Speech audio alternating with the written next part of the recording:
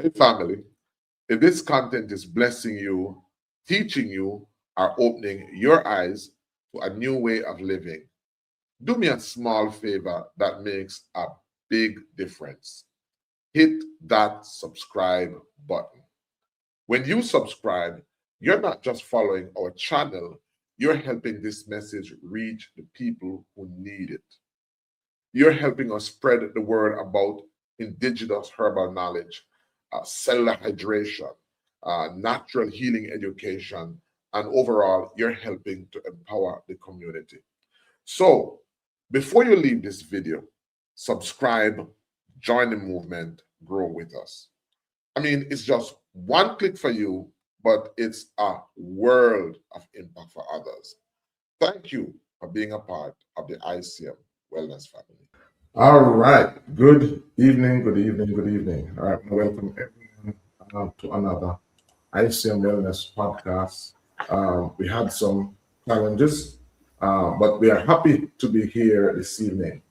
All right. So later on, we're going to be talking to a very special guest. And today, co-hosting with me is the very beautiful Asset. And she'll be our co-host this evening. And let me just bring her on. Asset, how are you doing? I am doing very well, Dr. Ben. It's such a pleasure being here.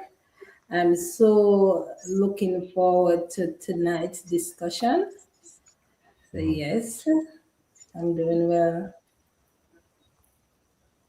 All right.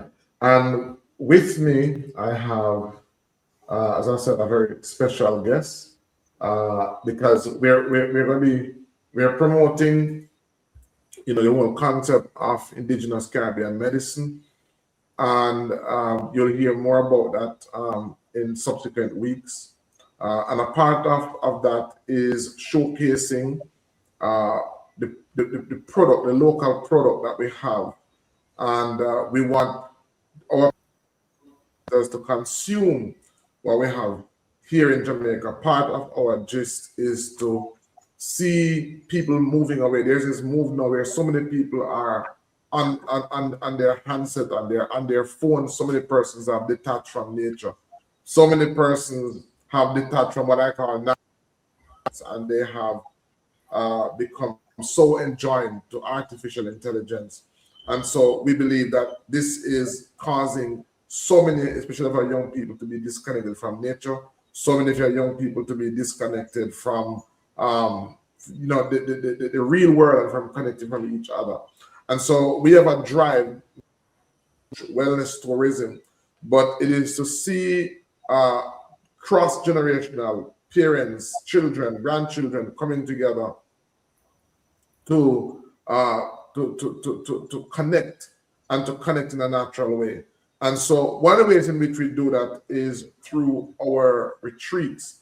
And so we have a retreat that is coming up. It's going to be in the what we call it Comfort Castle. It's actually going to be in the Maroon community area.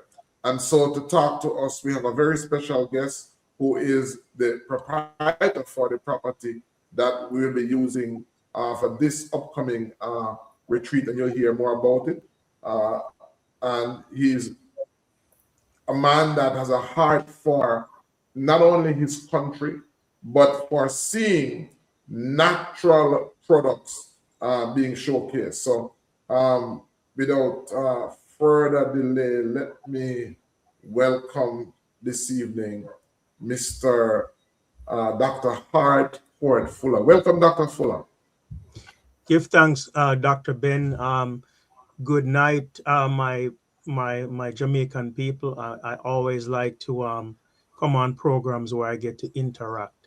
And let me also greet your co-host, the very beautiful Asset. And I must say, I have not heard such a unique name, such a befitting name in a long while, Asset. So greetings to you, Empress Asset. Yes, give thanks, give thanks. It's a pleasure meeting you. Yeah, man. Blessings to all. Yes. And we want to talk about your facility that will be at the end of this month. And it has a very unique name, KATAWUD. Let's start there. Could you tell us about the name, how the name came about, and what exactly is KATAWUD, and what is the concept behind KATAWUD? Well, first, let me just say, just going back to where KATAWUD Village is located. So KATAWUD Village is located in Portland Parish, in Jamaica, right, in the Rio Grande Valley. So we are a part of the Moortown Maroons, right? So for those of you who have heard of Moortown, Moortown is one of several villages within the upper Rio Grande Valley that forms part of the Windward Maroon villages. All right. Now, the word KATAWUD, it actually is a term that comes from another term, which is scattered in the woods, because when our foremother Queen Nanny was fighting the British hundreds of years ago in the mountains, right? You had a group of Maroons who would be, roaming the forest, right? This was her domain. This was our domain. And so, you know how Jamaican language goes, right? So we were scatterwoods, or the scatterwood Maroons. So scatterwoods, or scattered in the woods, becomes KATAWUD. There's a small river called, or a spring rather, called KATAWUD Springs. And so we took on the name KATAWUD for a variety of things that I work on. So I'm a filmmaker. So my film producing company is KATAWUD Films. I also produce music, so that's KATAWUD Music. And then this riverside retreat area is called KATAWUD Village. Wonderful, thank you. When I heard the name KATAWUD, I was thinking about that kata that you wear in your head. Right. Which is I thought many people wouldn't understand what a kata is. Well, let's say Asset knows what a kata is. I know what a kata is, man. You can make it out of either the banana leaf. Yes. The plantain leaf, or you wrap it up, or you put the cut up on your head, and you carry your load. Yes, and we must celebrate our language. Now is the time. All of those things we used to be ashamed of. And if you permit me, very quickly, Doc, if you notice back in the day, when we had, if you came from country, right? I have chicken I run up and down, and people would tease you and say, "Yeah, country boy, so you have to run down your chicken and all of that." And they were buying the hormone injected, chicken, right, from the supermarket. Now that same chicken where I run up and down is called free range, grass fed, organic, and you have to pay a lot more from it. Yes. So what I'm saying is that all of these words that we those who pretend them not speak patois, those days are gone. So the kata and all of these things, our language is a part of our culture. It's a part of our natural, wellness and well-being and spirituality, and we have to reclaim those. That is true. Right. When I heard the word kata, I thought about like scatter, like things all over the place. Because like my granny would say, "No, just scatter all over the place. I want to scatter brain, yeah. And it can't come to one place, one under the next. So when I heard it, really, I heard like, oh, it look like things scatter all over the place. Chaka, right? Then hearing you say, hearing you share the history, I'm like, okay. Yes. Yeah.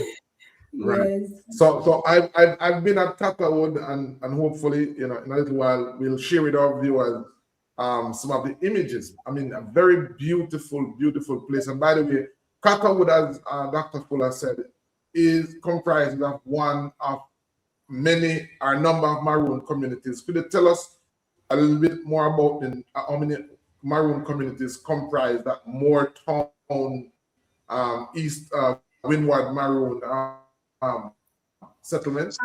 Let me just go island-wide first in respect or out of respect for the other Maroon communities.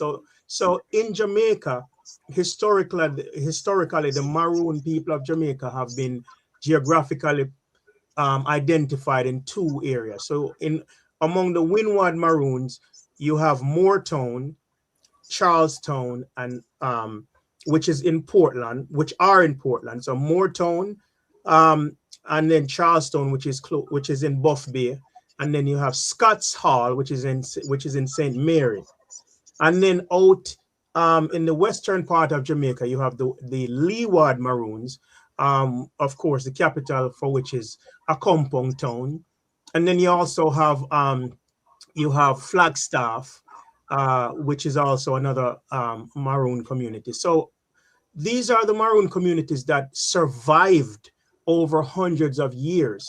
And there were many other Maroon communities which, over the course of history, because of the wars and because of migration, they sort of disappeared from history. And so you have a lot more Jamaicans who are actually Maroons, but because they may not be able to trace their ancestry to a surviving Maroon community, they may not know it. So with respect to Moortown, which is again in the upper Rio Grande Valley, the other communities that comprise what scholars would call the Moortown Maroon complex include Fellowship, Windsor, Ginger House, Comfort Castle, Millbank, Cornwall Barracks, etc., Seaman's Valley, etc. So there are several communities, and Moortown is the capital. So when people say the Moortown Maroons, Moortown is a specific community, but it also refers to the larger Maroon communities in the upper Rio Grande Valley. And in fact, beyond, there are other communities that comprise that, but these are the main ones. Right. And I want to share two experiences, when we're going to interview. And I'm so happy that you're on. I'm so happy that this is our platform so we can really talk as long as we want to. Because I had two powerful experiences, and I'm from Montego Bay. And my first experience with the Maroons was in 2020, at the height of the pandemic. Now, when I went to, I was in past Ginger House, going up to another retreat facility at the end of the community trail, a place called you can walk to go over back into St. Thomas. What's the name of Ambassador, you're talking about Ambassador. Ambassador? What's the name of that area? So up there, where Ambassador is, it's Bowden Pen. Bowden Pen. Thank you, Bowden Pen. Yeah. So my first experience with the Maroons, and I must say that even though Maroons are in Jamaica, they are very different from most Jamaicans. The Maroons that I've come across in the communities are very different. They are like a subgroup of Jamaica. Let me tell you why. So when I went up there, one of the first thing I realized that was very different about them in comparison to the rest of Jamaica was that, one, they are very welcoming, very, very welcoming. And all Jamaicans are welcoming, but they were very welcoming. Two, they were very simple. I thought that they were very simple. So when I went there, I realized that they live a very simple life in relation to the rest of Jamaica, meaning this was how simple their life was. So I would see them get up in the morning, and I would see them go to bush to look yam or to look wild hog, and they would come back from in the hills, and they would sell their produce. They would take the money. They would sit down at the corner shops, or they would sit down at shops, because up there has a lot of shops.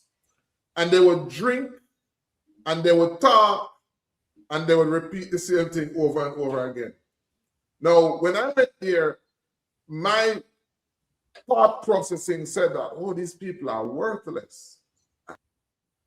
I'm in a place to hold down. These people, these men are worthless. I mean, they should be doing better things than working, and then doing more ambitious things. And then after I was there for about 3 weeks, I began to realize that it wasn't worthless that they were worthless. They were just simple people. I had come into a simple culture, into a simple context where in my world, we burn ourselves out to achieve a house. We burn ourselves out to achieve degrees. We burn ourselves out to acquire money. And I realized that we live a very stressful life. These people live a very simple life that wasn't stressful. And so that was the thing that I found that was very different with the Maroons. They're easy, simple people in comparison to the rest of Jamaica, where we are into gadgets, we're into phone, we're into technology, we're into making money, we're into climbing the social ladder or the business ladder. These persons were very simple. They built their house on what was around them. And so what I noticed was that and this is it now, their dependence on money. So that was what I was using as a criteria to graduate them. How important was money to them in that setting? Because they have the river.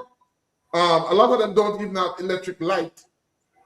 So their dependence on money was far less than my dependence on money, which is the problem. We live in a society now where in most of Jamaica, there's a heavy dependence on money. And the reason why these Maroons are like that is because they don't depend on money that much. And the reason why they don't depend on money that much is because they have something that most of Jamaica don't have. They have community.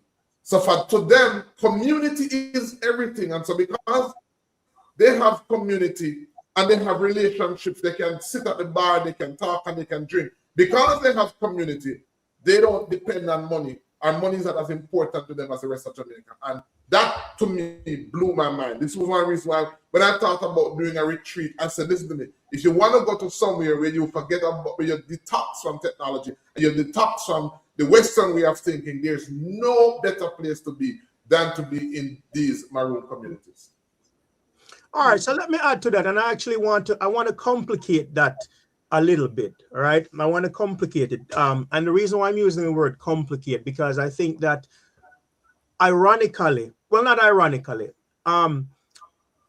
if I didn't tell you I was a Maroon or anybody, right, there's no difference between a Maroon.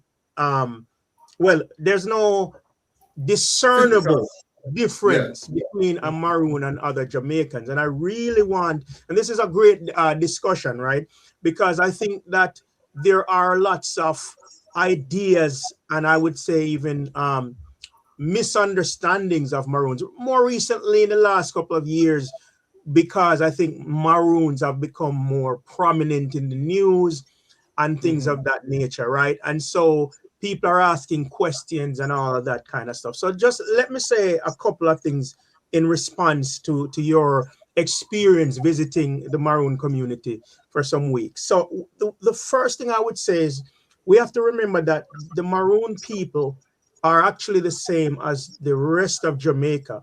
Why? Because remember, when we talk about who are the Maroons, right? So the first group of Maroons were the indigenous people of Jamaica, who we call the Taínos. All right, back in the day they used to say Arawak, right? So we have to recall that Maroon communities, not just in Jamaica, but all over the Americas, Brazil, Trinidad and Tobago, Barbados, French Guiana, even the United States, they were formed when there was, during the transatlantic slave trade, and when the indigenous people of the Americas were enslaved.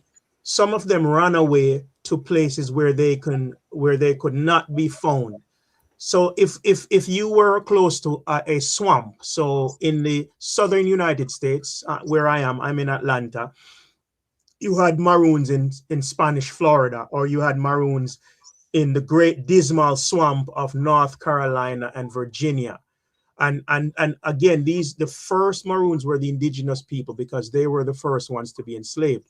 In Jamaica, when the Spanish came and they started enslaving the indigenous Tainos, they escaped to the Blue Mountains, the Cockpit Mountains, all of these mountains. And then when Africans were brought over in larger and larger number from the Spanish period and then into the English or British period, more and more West Africans escaped. So these are the same West Africans that were the enslaved in Jamaica, and then they went and became Maroons. So what I'm saying is that we come from the same stock. What I would say became different now is that because the Maroons were away from the plantations up in the most remote parts of Jamaica, and they were geographically separated from the enslaved population now over centuries, then you begin to have a divergence in culture. What do I mean by that? So the Maroons, for example, they were able to maintain, develop and maintain a language which is largely derived from the Ashanti language called Twi, Twi. Of course, it had influences from other language as well. And so they were able to maintain a lot of their African and indigenous cultural aspects. And so that is the difference. The Maroons were also able to maintain this system of chieftaincy that you find in West Africa. So in West Africa, like Right. if you go to Ghana right now, right, you will have you have chiefs. So the British call them colonels, but they're really chiefs. So every Maroon community has a traditionally elected official who we call a colonel or a chief. The rest of Jamaica, they don't have that, right? So because of history, because of geography or territory, language, I would say even spirituality, because the Maroons, the word that one of the words that we use for God is Yankee Pong or Onyanko Pong, right? And other words which you don't find in other parts of Jamaica. So that's what I would say is the difference, but we are still the same people. But finally on this point, and it's almost like, let's say if you go to Ghana today, right? Everybody born in Ghana, they are called Ghanaians, but you have Asante, you have Fanti, you have Ga, you have Ewe, you have Hausa.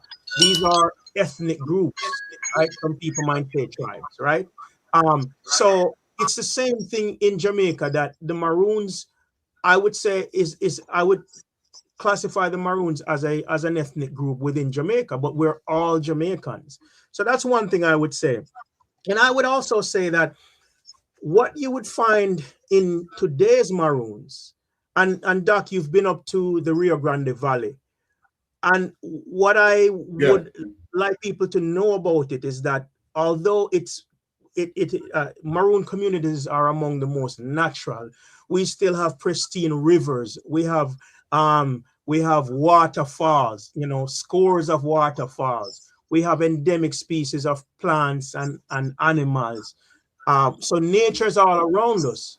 However, what you will find are modern houses, right, made of concrete, right? People have cable TV, Wi-Fi, modern cars, right? So that is still what you find, because again, we are a people that inhabit both the natural world and the modern world. So it's that symbiotic relationship, that coming together of both of that. And just finally, what I would mention is the issue of money. What I would say, and I would say this is no different than a lot of other really rural communities.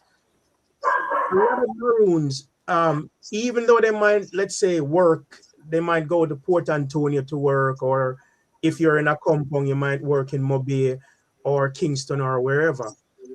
A lot of, when you talk to Maroons, they'll say, "Me I go on my ground, them come from work, but them still have to go at them grung. Now, for those who don't understand what grung mean in this context, a lot of Maroons still have their farms. So I would say that when you think about it, yes, they need money like other Jamaicans, but if they're running low on money, them can go dig some yam. Yeah, they're more self-reliant. Reliant. A lot of Maroons in the Rio Grande Valley, them raise chickens, for example. And thankfully, the rivers, you like my cousins tell me all the time that especially back in the days, because there are some challenges that we need to confront with the environment, but you could go to your backyard and throw a line and catch like a mullet or a mudfish. Right. Even now, you can catch janga, crayfish, eels. You know what I admire about the Maroons is how they maintain the relationship between them and their environment. Yes. So they're not totally disconnect. And I think that is one of the biggest benefits of being a Maroon, because while many of us we have been indoctrinated and been taught different culture that is not originally ours, you guys have the opportunity to stay within the culture and preserve that which we no longer really have access to unless we come to you guys and say, okay, let me get some education about the Maroons. You are able to preserve the ancient religion, spiritual system, cultural practices that we no longer practice now, but we can come there and see it being practiced within the community. So I think that's so awesome. Let me just make the final point to add to what you're saying. I said, I want every Jamaican to ask themselves, and other people from all over the world can ask themselves the following question. Let's say that you couldn't go to a supermarket or a grocery store to get food. I want you to think about that. And we saw this during the COVID pandemic. But let's just say for whatever reason, there's a shortage of food and you can't go to a shop. In these Maroon communities, again, they have fresh water, right? Um, in fact, we get our water up in the upper Rio Grande Valley from springs, right? So they have access to water. They can go get yam, dasheen, cocoa, banana, jelly. Them have fever grass, mint, all kinds of that stuff. And as I said before, they can rely on poultry farming, or them can go hunt wild hog. So it's really an area where you have the possibility of self-reliance. And I that's what I would say would make it unique in that sense.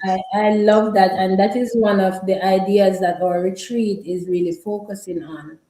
Because when we take our guests on the herb walk and we show them the wild plants that they can use for cooking, use it for medicine, it's kind of like we're showing them, like, listen, there's another way of living that you need to tap into, just in case, like I say. Ask Yeah. yourself a question. Suppose you can't go to the supermarket, or will you survive? Or the pharmacy. Yeah, if you can't go to the pharmacy, how will you survive? Yeah. So the retreat is geared at bridging that gap as much as possible, because there's so much wild plants and wild vegetables around us that is super beneficial to our health than what is available in the supermarket for convenience. And we don't know. So when you come to our retreats now, you get a chance to even harvest some of these plants, and we carry to the kitchen and show you how to prepare them, because Dr. Ben have a whole wealth of knowledge as it relates to these things. So it is like I am looking forward to the retreat. I'm looking forward to the work and the effort that we are going to put into bridging the gap between man and nature. And that food security is so very important.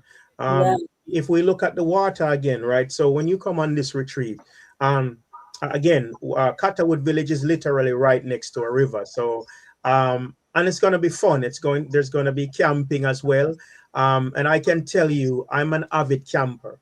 I've camped on 4 continents: Africa, Europe, North and South America. I've camped in the Amazon rainforest. I've camped at Halliwell in Jamaica. And so KATAWUD Village is a campsite as well. And so we have a cabin as well, but just imagine waking up in this natural environment in a tent. It's almost like being a kid again, you know. It's very adventurous. Yes, And so yes. really, one of the things I love about KATAWUD Village, again, if you just, I want you to just imagine just being next to a river and just hearing the water running. Oh Them my. call that nowadays aquatherapy, right? Them always have a fancy name for it, Yes, right? our Yeah. white noise. White noise, right? So imagine the rain, the river running, but not only that, and this is my favorite part, because the Rio Grande Valley is the wettest part of Jamaica, probably even the Caribbean. It rains every day. Sun can hot right now, and then there's a shower of rain. I just like being like when you're in the main pavilion, right? Which has zinc roofs. When that rain is falling on the zinc roof, Therapy. it's therapy. And what we have done at KATAWUD is that we have set up all of our buildings that have zinc roofs or gazebos on the main building. We've put rain gutters on them. So, for example, you know, when there's a lot of rain, we do not allow people to swim in the river because you know it's dangerous, right? So, but we channel the water off of the roof and it comes down like a waterfall, and we have a couple of bathtubs. So if you can't go swim a river, you can just take a rain. I saw that. I was exploring on the You can take a website. rain bath. You can take a And, rain bath. yeah, Yes, and I'm telling you, I'm looking forward to that yes. because one of the things is that Yeah. the And rainwater is so good. Let me go ahead. I'm sorry. Go yeah, ahead. the rain, yeah, the rainwater is you know therapeutic. It's therapeutic, and so you know for this retreat, what we want to do is we want persons to be immersed in the culture. You know, when I talk about the Maroons, as I said, it's not demeaning. It's not to let them look as if they're in the bush or they're this. As I just said that they are modern, but to me, what stood out the most was the fact that they're not materialistic. It's not a Yeah. materialistic environment. Yes, They are very yes, simple set of persons who focus and who treasure relationship and who treasure bonding. And so because of that, it's not a complicated society. It's a very Yeah. simple society. And It's a Doc, very if relaxed I society. may interject, and again, we are reclaiming some of these things that Yes. in bygone years would be negative. Being in the bush is good. it is Yeah. very good. We want to be Yeah. in the bush. And Yeah. what I love as well is that they have a different relationship with time. Yeah, As Dr. Ben was saying, Yes. many of us stress so much to achieve so much Mhm. that we forget that we can sit down and just have a conversation and just enjoy the community vibes, that kind of energy there. So I really like when I was listening to Dr. Ben, I'm like, yeah, I totally get it because their relationship with time is so different from the ordinary Jamaican.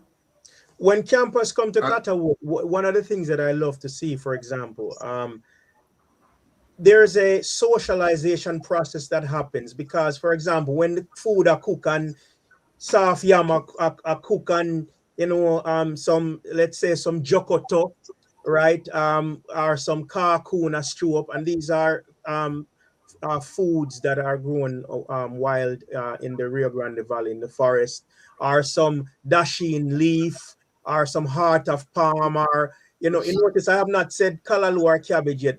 May I go into some things where a lot of people probably have not heard of, or Right. you know, yeah, stew down some bus. I mean, some yeah, cook some busu soup. I like to see they get so excited when you know you might have 3 or 4 people in the kitchen and we have a large kitchen and they're cooking and the river is outside and they're listening and the Good bird. vibe. Yeah, man, it's a vibes. It's a vibes, you know. and it's a vibes. We have music as well, because one of the things as a music producer that I if I may, I collect indigenous and traditional music from all over the world, because what I want to do is to connect Jamaica to the larger Caribbean area and the larger African diaspora. So one of the things that we would do, or we can do during the retreat, is play all types of music. Now, of course, you can find that on YouTube, and we have we have speakers and all of that stuff as well. We are looking forward to the live experience. Listen, the people that are coming, And we have some videos. We have some historical videos, Dr. Fuller, that we are going to be showing, documentaries that will educate persons. So it's going to be an opportunity for persons to connect in nature. We're going to be doing the river is there, the tent is there. We're going to be doing herb walks. We're going to be teaching persons how to identify herbs, and not just to identify herbs, because a lot of times we talk about being able to identify herbs. What's more important is being able to know the medicinal use of herbs. And what we're going to be doing is we're going to be sharing with persons, how did their ancestors, even in the first place, knew? How did they know how to determine the medicinal use of herbs? And one of the things that plants speak to us. So on the herb walk, I'm going to be sharing with persons how to interpret the language of plants, because plants have a language that they use to communicate to us. And so on the herb walk, we're going to be showing persons how to interpret the language of plants, which will help them to determine how to determine the medicinal use of plants, how their ancestors, the wisdom in that. We're going to be showing persons how to, the principles in knowing how to combine herbs to benefit themselves, to improve their health. Because guess what happens? There's natural medicine, as much as it is a science, it is also an art form. And we're going to be showing in persons how to use that science, first of all, how to use the art form, but understand the science behind the art form, how to use that in being able to improve their health. And so there's just so much that we're going to be doing. So many persons call and they ask, this plant, how do you know dosage, and how do you know how much of what to take? We're going to be sharing all of that in this upcoming herb walk. And this is going to be one of many, many more to come, because what we want to do is we want to showcase brand Jamaica. We want to showcase the knowledge, and we're also encouraging persons. This is not only for adults, this is for cross-generational connection. So we want to see families, grandparents with their children and their grandchildren coming, because a lot of times there's something, it is something when you share, but your grandparents can validate. There's something when your grandparents can, we post things on the internet, and I would hear a person saying, oh, my grandmother used to use that, my grandfather told me this. And we want to be able to preserve that knowledge and to protect that knowledge. And so this is a retreat where we know it all. We want you to come to add your value, your experience, your knowledge. And Doc, knowledge that is there. If I may throw in one or two things, when you spoke about what your grandparents used to do, there's so much knowledge where I think, unfortunately, because we were taught to throw away anything traditional and only embrace modern things, we've lost a lot of things. But let me just share, which I'm sure a lot of people can identify with this, and that is drinking pot water. Right? Come on. Right? Drinking pot water when you boil a yam and your banana and stuff. Yeah. And this is why you did you drink pot water? Of course, pot water. And my granny, and this is why we and I know you talk about this as well, Doc. Why we have to refrain from using pesticides and herbicides on the food, because for example, if you boil green banana with the skin on it, and it have the chemical in there, then you drink the chemical. Yes. Right? So we really need to stress this, because I think that our people in general also speak casually about using Liza and using this and that. And I think that we don't want to be eating natural stuff that has a lot of chemicals. But nonetheless, what I was saying is, you boil a yam, your breadfruit, you know, all of these things. And I used to remember, like, my grandmother and even my parents, right? They used to just chew off the water there. And I always remember, I think it was my mother or my granny tell me, say, when you chew away the water there, you throw away all of the nutrients. Yes. You used to drink them hot water, so that even as like a broth, and that stretch the food a little further. So you never, you know, you can probably skip a meal or, you know, or stretch your food. So those are some of the kind of things. And another quick thing I wanted to say when I think about it is that the Rio Grande Valley is a micro environment. And I've thought about this over many years.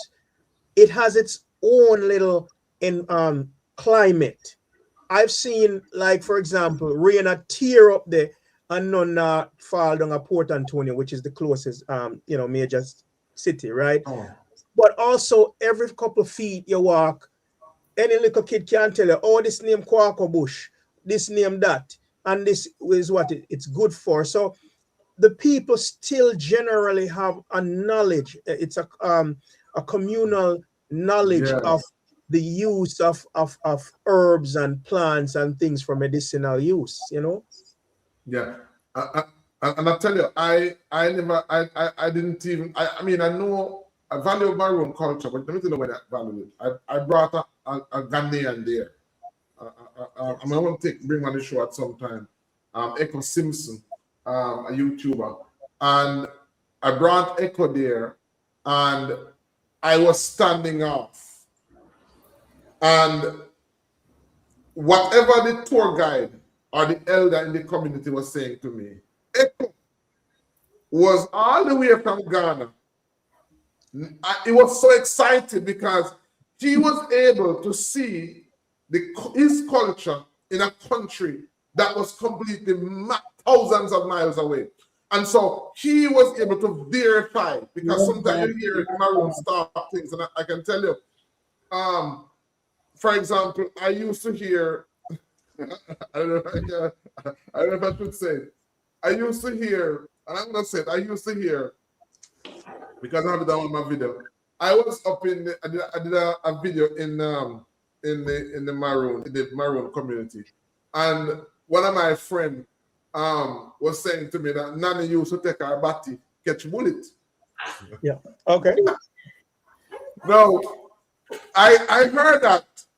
And I dismissed it as just being an extremist or somebody just, you know, garnishing. Yes. Yes. But it was Echo who said to me, Dr. Ben, it's not a lie, because when they told me that Nani was able to use her bottom to catch bullets, I was also told that there are a number of Maroon elders who are able to repel being cut with the sword and so on and so forth. It was Echo who confirmed it to me that in Ghana, even now, when they have, for example, the chief or kings coming, they would have elders of the community. After they did their rituals, they would take swords and cut themselves, and they would not cut. They would take sharp objects, and it was a means of using cultural knowledge as a means of protecting themselves. So when he shared that with me, I no longer looked at what was being said to me as being weird. I no longer looked at it as being fairy tale. I saw a possible art and a science and knowledge that they're able to tap into, that even up until now, modern society don't understand. So I'm saying that to say that I underestimated, as a Jamaican, I understood a significant portion of my culture, because I wasn't able to validate it. And because I wasn't able to validate what was being said to me, I thought that was being said to me and was nonsensical. When he began to go into the names and how Maroons, were given names, and there were names from the days of the week, and I mean, when he was able to validate that for me, trust me, it was phenomenal. And so the respect that I now have for being able to preserve the culture and to preserve the medicinal culture and the language and the food and so on is phenomenal. So, even in this retreat, we're going to be looking at, and you said it before, we're going to be looking at not only medicine, but food, because we live in a world now where food has been defined as a certain number of vegetables. And so even if these vegetables are not available, there's a misconception that there's food scarcity. Food scarcity is based on the premise that a certain amount of things have been defined as foods. And so the absence of these things or these items means that there is no food. When we go into the Maroon culture, we realize that the diversity, the amount of plants that are considered to be foods are much more wilder than what we know. Not only that, they're much more healthier because these are plants that grow wild and are not grown by fertilizer. So as I said, that this retreat, I believe, is going to be a very powerful, eye-opening retreat. And as I said, that I can't wait to meet those persons that are coming because we want to not only have fun, but we want to preserve that knowledge and we want to share that culture to keep it alive, the rest of Jamaica and the world. Yes, and no, go ahead, please, Asset. Yeah, man, I'm saying that, and for all the persons who will be coming to the retreat, they will not leave the same way they came. Never. That much we are sure of. Yeah. You're going to come in one way and you're going to leave another. And you will be looking forward to the other retreats. Because with each retreat that we keep, it is so powerful and so rich in culture and ancestral knowledge. May I tell you, you're not going to come in there and leave the same way that you came. I want to just add just a couple of things, and I'll pick up where you what you were saying, Asset. Hiking. The Rio Grande Valley is a place where, walking, let's say, from Ginger House to Comfort Castle to Millbank, or walking from Ginger House across a bridge over the Rio Grande into Cornwall Barracks, Moortown. So, the hiking is also going to be a part of wellness, right? And of course, Doc will point out medicinal plants and stuff along the way, and all of that type of stuff. So I wanted to point that out. With respect to the language, I just want to make a couple of points. So when you come into a Maroon community, we welcome people by saying Akwaba, and that word Akwaba comes from the Tree language, from the Akan group. Again, the Akan people include the Asante, or some people say Ashanti. So Akwaba.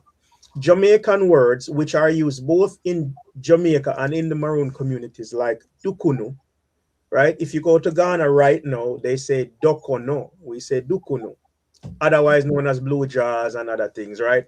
But we still have words that we use, that is used in Ghana and in Jamaica. I do have to point out that, of course, Ghana is not the only modern country in Africa where Maroons and other Jamaicans are from. Nigeria, Sierra Leone, Mali, Cameroon, etc. But the language, the Maroon language, largely derives from that, from the tree. And then names like Kojo, Kwao, Akompong, which is really a champong, Kwaku. All of these are Akan names that come from Ghana. And then even Nani. The name Nani is, she wasn't, I would say in general, we don't really know her first name. Some scholars have offered names, but Nani is really a title. It's Nana, right? So, for example, if I may say, Popcorn, for example, he was in Ghana and he was given a chieftaincy. So he's a chief in Ghana now, and they gave him a title, which is Nana, and then they give him a traditional name. So Nana is a title for a chief, a king, or a queen, or a respected person, like a respected elder. So she's really Nana. But with the English language, we change it up. Just like how I was saying that scattered in the woods becomes KATAWUD. So that's what that is. So there is really that link between us and West African cultures. That is Phenomenal. beautiful.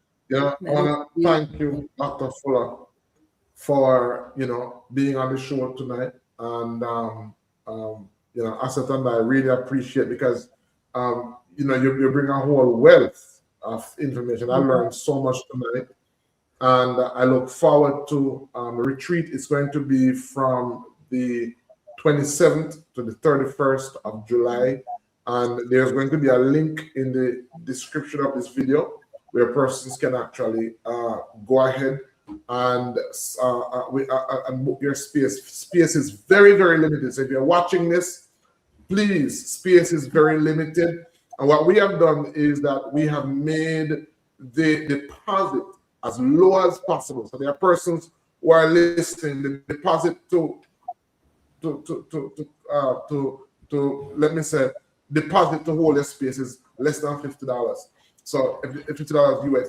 So if there's anybody watching this video, then you can just click the link in the description. And once you click and you make a deposit, then we're going to reach out to you. We're going to give you the itinerary to share with you what is going to happen on day 1, day 2, day 3, day 4, day 5, and as well as what you're going to need to come to the retreat, for those persons who are afraid of mosquitoes, or for those persons who are afraid of mud, or those persons who are afraid of rain. We're going to tell you what to bring.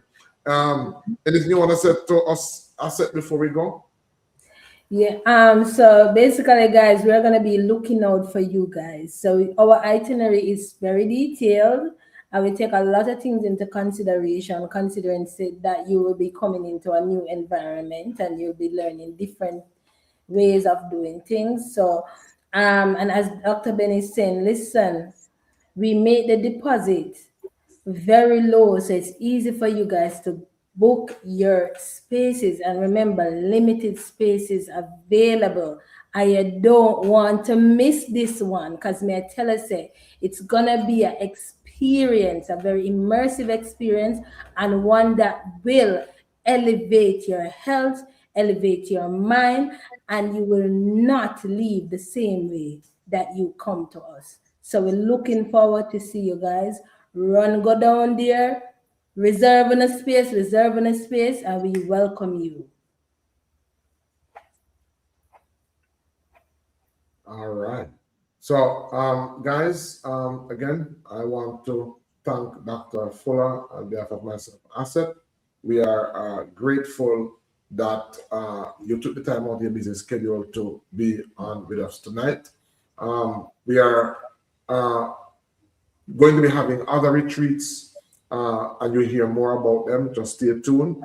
And we hope that what was shared tonight was enlightening and was informative and was educational, and that we will see you come the 27th to the 31st of March 2026.